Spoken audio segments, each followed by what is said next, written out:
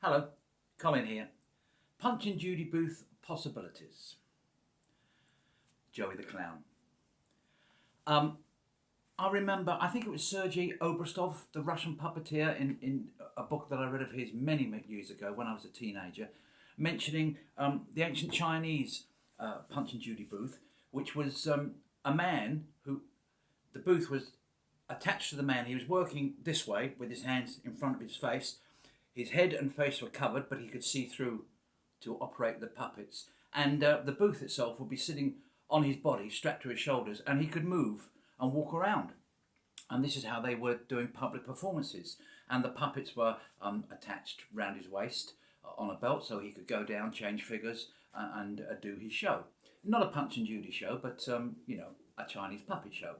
Then later in the late 70s, early 80s, a guy from America, because they had Punch and Judy in America, came over and he was doing something similar. He was working over the head, but his booth was circular on a hula hoop type frame that sat on his shoulders, so he could work above his head. The booth hung around him, puppets were on his waist, but the advantage of this is that he could move and bend and turn, and the booth became a puppet, part of the show. When the figures were fighting or chasing each other, they'd be running round and the booth would be spinning round. It wasn't 100% effective, but I thought there's a good idea there trying to get out. And later, when I was working on my own Punch and Judy show and playing around with bigger booths and different ideas, I came across a material, a red and white striped material that was plastic coated, that they used. It was used in butcher shops for the awnings. A place in Lewisham did them, and I went up there and they explained what I wanted, and they fitted the booth for me. Said, "Oh, we've done something very similar like this to a man called John Stiles. Perhaps you've heard of him." So John beat me to it with this particular material. The beauty of it is it's washable. You can sponge it down, because if you're using canvas, particularly red and white, it gets, every mark shows. If you're outside and something blows against it, it will mark up, and it's very difficult to keep clean. But the other advantage of the plasticized material, because it's material on the inside with the plastic coating, it was that it reflected heat and reflected light. So you'd think you'd cook in there, but in fact it was quite the opposite. It was quite cool. With that in mind, I remember seeing in the 90s, when punk rock was all the thing, they had a puppet festival, and there was a guy, and he had, you remember the old usherettes trays they used to wear around the neck with ice creams in?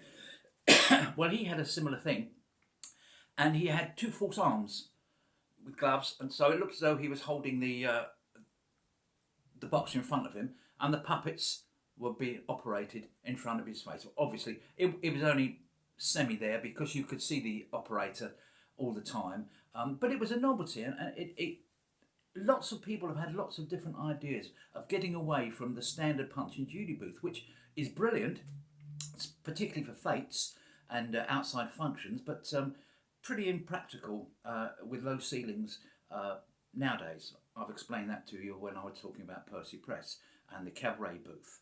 But the idea I had was a bouncy castle. Now, if you had red and white tubes fixed together into a square with a compressor that you can get these days, electric compressors. I mean, in the olden days they were all flipping oil and petrol compressors, made more noise than the rest of the funfair. But now you can get very small compressors that will inflate and keep inflated an item like this very easily and with no noise. Now, you could still use the basic design if you wanted the top, or you could change it around, have it in front of the face. You can do exactly the same as you would with a standard booth. Now, one person said to me, and good point, he said, well, if you need to stabilise it, because it can be windy, well, you can have it on a base. So you can't turn it around, but you can still bend it forward, backwards, side to side, and it would hold firm, because once you pushed it in, because you'd have an opening at the back, you push yourself in.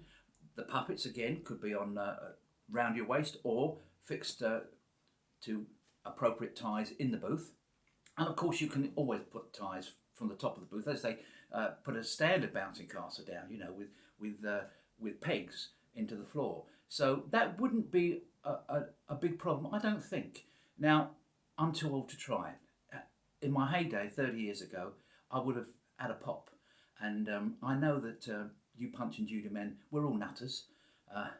We're all big kids, but we're also quite imaginative. And if one of you want to give it a try, let me know, because I'd love to see the result. There you have it. Some alternative ideas on Punch and Judy. Oh, Carol Fox had an idea in his book, Clever Like a Fox. Don't know if he ever did it, but it was, he called it a card table theatre. And basically, he'd come in with a folding card table, sit behind it, put an attaché case, open up the lid, then a pros would come out from there with a cloth, and he'd do the show in front. Whether he actually did it or whether it was just an idea for a book, but it's a possibility. When I worked, I preferred to work, I used a double toilet tent.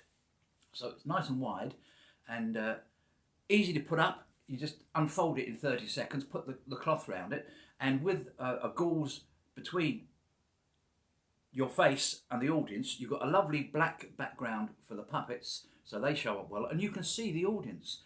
And the reaction you can get when you say to her, "Excuse me, madam, put that ice cream down. You're meant to be paying attention to this." As you know he's doing that. So there you have it. A few ideas, play around with them, chuck them in, chuck them out, have fun.